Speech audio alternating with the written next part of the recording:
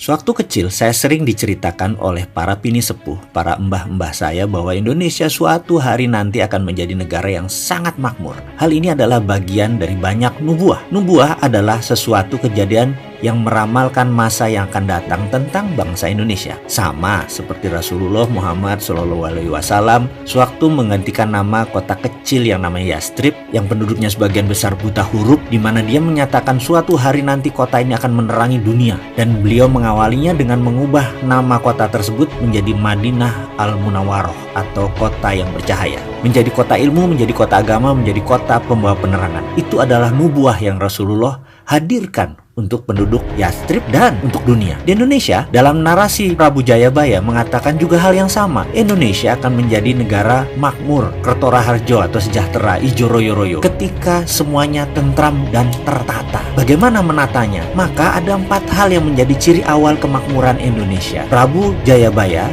menyatakan, 1. Yen wis ono kreto tompo jaran, atau kelak jika ada kereta tanpa kuda atau motor atau mobil, tentunya harus buatan Indonesia 100%. Kemudian nomor 2, tanah Jawa kalungan wesi atau pulau Jawa berkalung besi, artinya tersambung semua rel kereta api dan jalan raya secara keseluruhan, dan tentunya sekali lagi semuanya harus merupakan karya anak bangsa. Kemudian kali hilang kedunge, sungai kehilangan lubuk, artinya semua jadi waduk di mana-mana untuk pengairan dan tenaga listrik. Terakhir, pasar hilang kumandang, artinya pasar hilang suaranya. Ini semua karena menjadi digital. 3 dari 4 hal itu sudah mendekati kejadian, dan terakhir kata-kata pasar hilang suaranya itu pasar apa? Pasar basah kah yang hilang? Pasar tradisional kah yang hilang? Rasanya tidak bisa dalam waktu singkat menghilangkan pasar tradisional. Namun ada pasar yang tidak banyak, hanya perlu 1 saja hadir, bisa mengagregasi semua pasar. Apa itu? Yaitu pasar equity atau pasar modal. Bayangkan, ada 30 juta UKM di Indonesia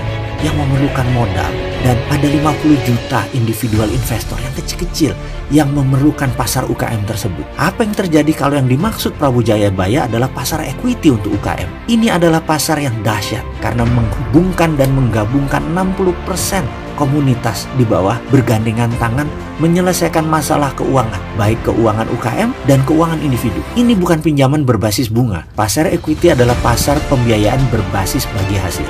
Jauh lebih besar untungnya dari bunga deposito. Jauh lebih menguntungkan karena investasi langsung. Dari 30 juta UKM, 10% layak dibiayai, alias ada 3 juta bidang usaha yang sangat layak dibiayai. Jadi, kalau ada aplikasi digital equity crowdfunding atau platform urun dana, maka ramalan Jayabaya tadi akan terbukti. Indonesia akan makmur. Untuk itu, dengan segala kerendahan hati, kami dari Santara mengucapkan selamat bergabung ke dalam gerakan ekonomi bersama, gerakan ekonomi berjamaah, gerakan ekonomi urun dana, di mana saat ini Santara telah resmi mendapat izin dari OJK sebagai satu-satunya perusahaan penyelenggara equity crowdfunding di Indonesia, satu-satunya platform urun dana berizin resmi. Terima kasih atas segala dukungan dan kepercayaan sahabat semua. Terima kasih kepada regulator, terima kasih kepada OJK, dan sekali lagi selamat buat Anda semua. Bersama ini kami umumkan Sabda Agung Serat Kemakmuran bahwa Santara siap melayani sahabat semua mulai hari ini.